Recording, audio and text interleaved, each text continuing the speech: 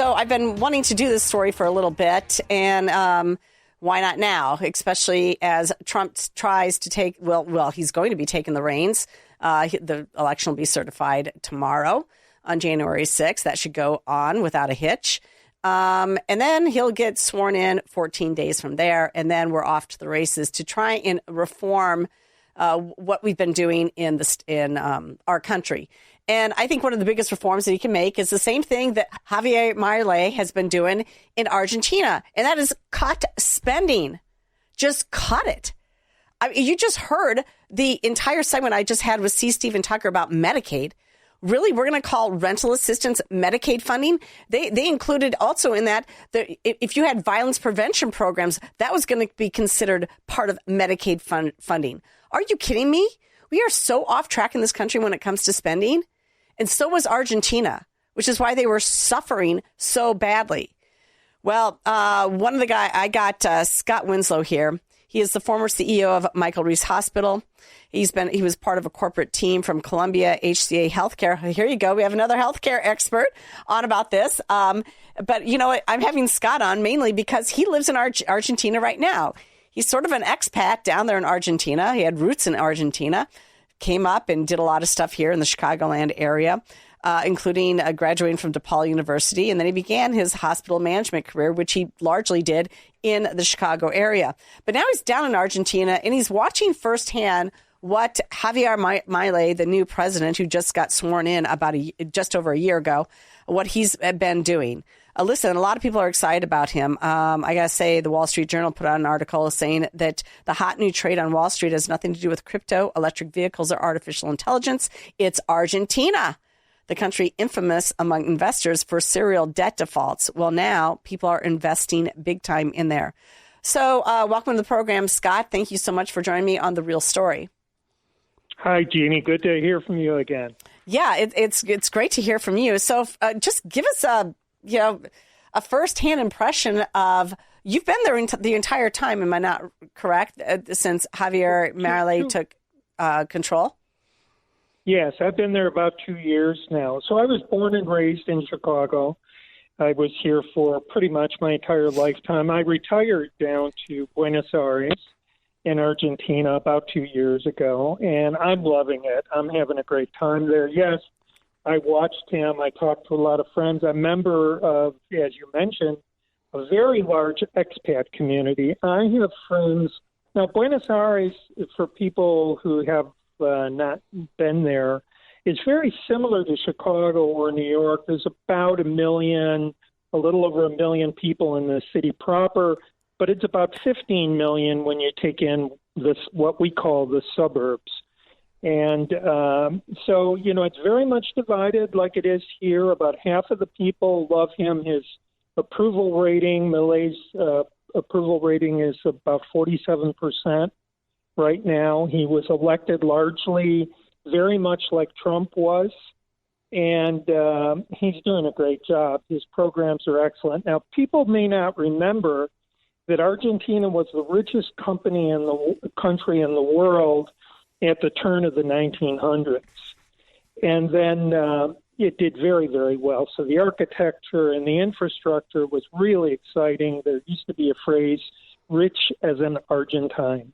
That's what people used to say around the world in the 1900s.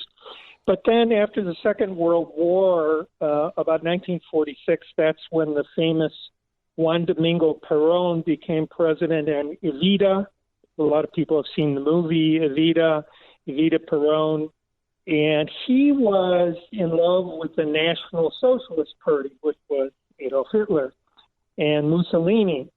And so he modeled his government after Hitler and Mussolini, which is basically socialist and really state-owned, state-driven, and giving the population everything they need. And, of course, nationalizing all the business, so taking over all the businesses, the airlines, the trains, the mining, et cetera. So the country became socialist about 1946, right after the Second World War, and that tradition continued with a few gaps. Every once in a while, someone would be elected from the right. But it's been socialist since about 1946. And, of course, it went into terrible, 1,000% inflation over the last couple of years. Inflation was running 100% per month at one point. Oh, my gosh. Yeah. And they were facing Weimar Republic, which is what happened in Germany, where you took wheelbarrows full of cash to buy, a few days worth of groceries. They were facing that. And then Milei got elected on his chainsaw diplomacy. You can't spend this way. You can't just print money, print your way out of these problems. You can't just give everything away. For example, my electric bill in Buenos Aires when I first got there was $5 a month. Now that's crazy. Yeah, that's nuts. $5. Yeah, so it was subsidized by the government. Everything is subsidized by the government, the transportation, everything. And people want and expect everything for free.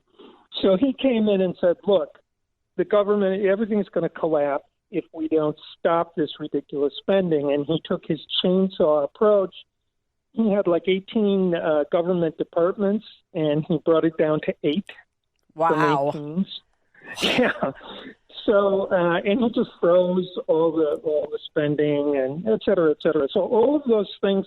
And by the way, this omnibus bill that's being discussed right now here in the United States is exactly what Milei did. He fought, and he had the minority in Congress down there, just like, well, not exactly like, but he had a minority there, and he had to fight to get an omnibus bill to give himself the permissions to do the cuts that were necessary.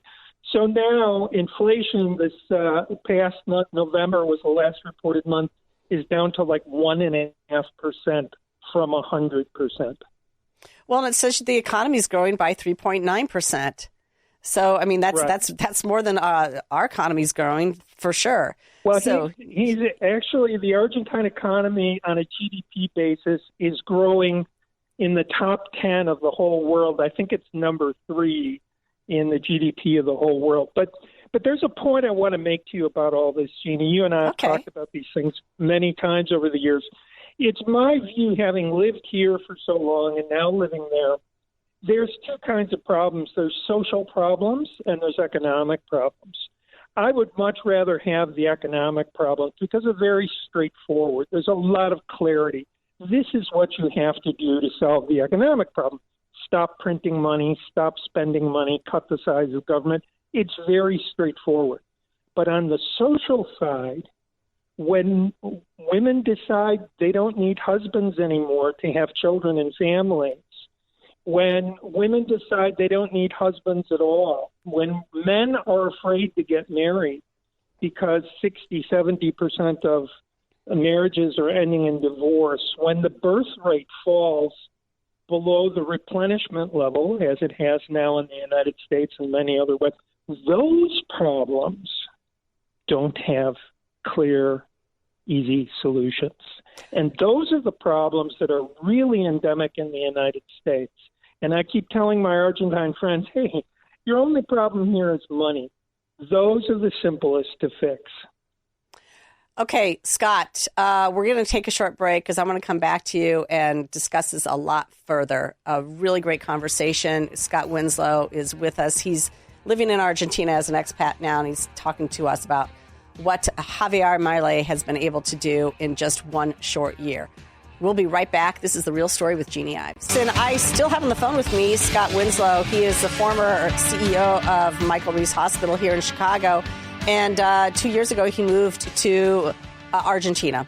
And he is down there. He's been there for the entire time that they went through the entire election process, elected what they call a far-right extremist. He's not. He's just common sense. And he's been able to work in his reforms. This is Javier Milei. He's their new president. He's been able to do some really important stuff because he walked into a mess. Triple-digit inflation, negative net foreign currency reserves, a sliding economy. It was time for austerity. And one of the things he's had to do is he's literally had to sell off state-owned enterprises. And, Scott, we left off talking about how, Argentina, it's easier to fix your economic problems than your social problems. And I 100% agree with that. I don't know. We're in a birth dearth. And I think if you look at Japan or China or Russia or many parts of the European Union and now the United States, it's going to be very difficult to maintain a standard of living when your birth rate is so depleted. And socially speaking, you're not forming families, which are the root of civilization. That is a big problem. It's also a problem probably that most people on the street don't think about at all. I would say never. Most people never speak about it.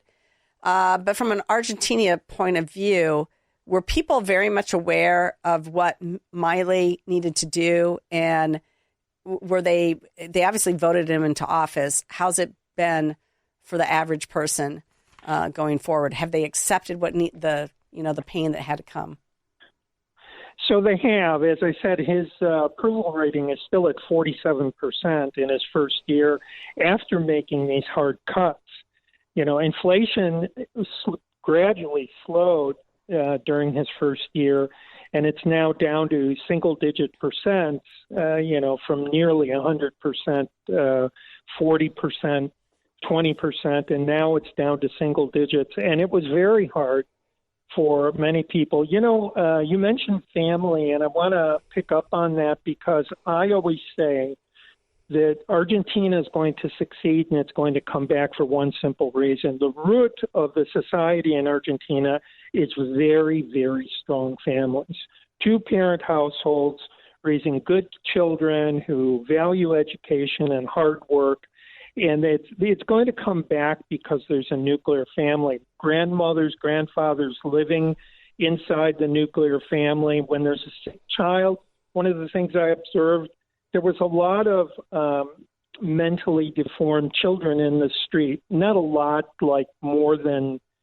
I looked up the statistics, not more than normal. It's actually the same statistic in terms of frequency as the United States. But I saw more of them in the street, kids, mongoloid kind of kids who, really weren't all there. And they were always being led around by the hand. And I was asking, why are there more of these? I looked up the stats. Well, everyone just said, well, we don't put them in homes. We keep them at home and we take care of them. So, of course, they go to the grocery store with us. And, they walk the streets with us. That's why you see more of them here. And that's an example of strong families. Old grandmothers being walked down the street by their daughters and by their husbands, by the way, picking the children up from school. You'll see a middle-aged man with 2 or 3 kids by the hand, walking them home from school. That strong family base is what's going to save that country. Wow, that's an incredible observation. I think you're absolutely right. And when their economy comes back with a vengeance, what are the sort of natural resources that you think will really help them get on much better footing economically? Well, just this past week, Milei announced he's going to start a new super program of nuclear energy. Oh, and I thought that was brilliant. Well, there's a study that came out at the same time that said those places that have abundant energy are the ones that grow. Actually, the story was about a city here in the United States. I think it was Atlanta that invested in energy, and it's been growing faster than every other place. So if you have energy, then business wants to be there. If it's stable and cheap energy. So he just announced that he's going to do that, and he said he wants to put these big mega data processing centers that use a lot of electricity and generate a lot of heat. These things for AI and so forth, these data centers that are so popular. Well, half of Argentina is right next door to Antarctica. The Tierra del Fuego is in Argentina. So that's very cold territory. So he wants to put nuclear power in that cold territory where you have natural air conditioning all year round, and put the data centers, and he wants to attract people like Elon Musk and others who want to build, large computer clusters to come to Argentina because I've got the power for you and I've got the air conditioning for you. So you see, these are brilliant solutions. These are in-time solutions. And it's what's going to make the difference, the ability and the willingness to think ahead. You mentioned that he's had to sell off industry. Well, it's not it had to, want to. Those are the same businesses that were nationalized. Right. They literally took them from private enterprise and paid 10 cents on the dollar when they took them. And Milei said, no, that's not right. Our oil production, our airlines, our railroads should be in private hands. And now he's selling them back. And so the average worker is still going, they're probably going to see, they'll probably see a growth in income over time under a private situation. That already. People are seeing that already. Mm-hmm. So I talk to all sorts of people. And as I was saying before, there's a huge number of expats down there. I personally have friends from all over the world. Every country in the world are living in Buenos Aires, Argentina. People flock there for various reasons.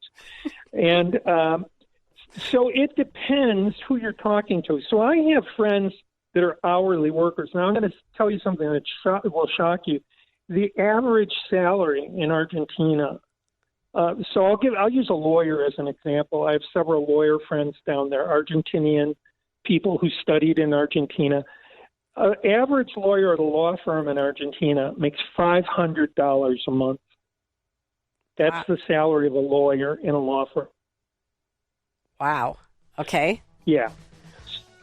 It's hard, but it was falling apart.